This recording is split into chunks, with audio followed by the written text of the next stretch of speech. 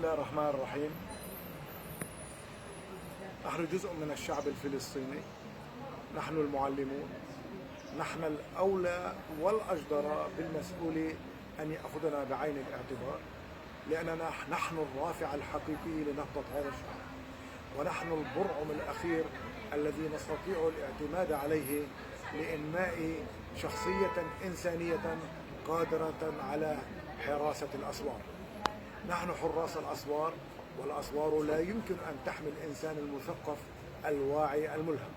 نتمنى على كل مسؤول أن يعمل لإنهاء هذا الشرخ ما بين طبقة أو شريحة المعلمين وبين الجهات المسؤولة المختصة، لما ذلك من صالح عام للجميع.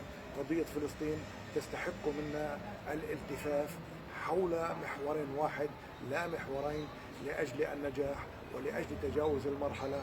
المعلم يستحق منا فردا فردا كل التقدير والاحترام، لنسأل حكماء العالم جميعا، ولنسأل التاريخ ونراجعه، ولننظر إلى العصر الحديث كيف أن الأقطار التي اهتمت بالمعلم كيف استحقت أن تتربع على كرسي السيادة في هذا العالم.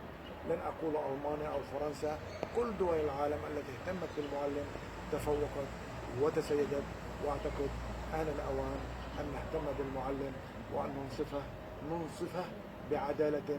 وأعتقد بأن الظلم أو الفقر إن توزع على جميع مفردات الشعب، أعتقد أنه يشكل حاضنة حقيقية للسلم الأهلي والأمن الاجتماعي والعدالة الاجتماعية التي تسعى لها كل الشعوب.